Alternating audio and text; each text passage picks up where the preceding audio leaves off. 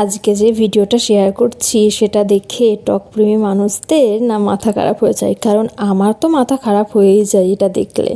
কালকে হঠাৎ ওই বাড়ি গিয়েছি আর মাসির বলে, বাবা আলু কাবলি করবো নাকি? আমি বললাম হ্যাঁ হ্যাঁ করুন, আলু কাবলি খেতে কার না ভালো লাগে, আর আমি তো টক প্রাণ আমার।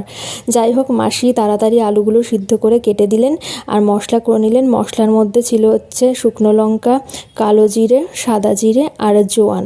যেহেতু আমরা ছোলা সিদ্ধ পছন্দ করি না আমি বা দিদি, তাই সেগুলো আমরা দিই না, আমরা একদম সিম্পল আলু কাবলি খাই। আর তারপর এইটা যখন দিচ্ছে আমার এখনই দেখে মুখে জল চলে আসছে। আহা হা হা, টক জল কার না ভালো লাগে।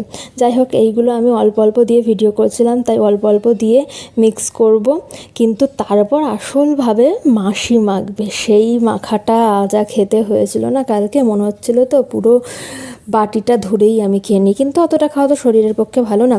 ছোটোবেলায় দিদি এগুলো করতো আর একটা করে কাঠি দিত আর আমরা আলুর মধ্যে বিধিয়ে বিধিয়ে খেতাম। দেখুন কালারটা কি এসছে, মাসি একবার টেস্ট করালো, আবার বাকি সব দিল, কালারটা জাস্ট দেখুন। কার কার জিভে জল চলে আসলো বলুন বলুন। এই যে আমাদের আলু কাবলি সার্ভড হয়ে গিয়েছে, আর কালারটা দেখেছেন? এর মধ্যে যদি একটুখানি ফুচকার গুঁড়ো থাকতো আরও ভালো লাগতো। যাই হোক, কেমন লাগলো ভিডিওটা?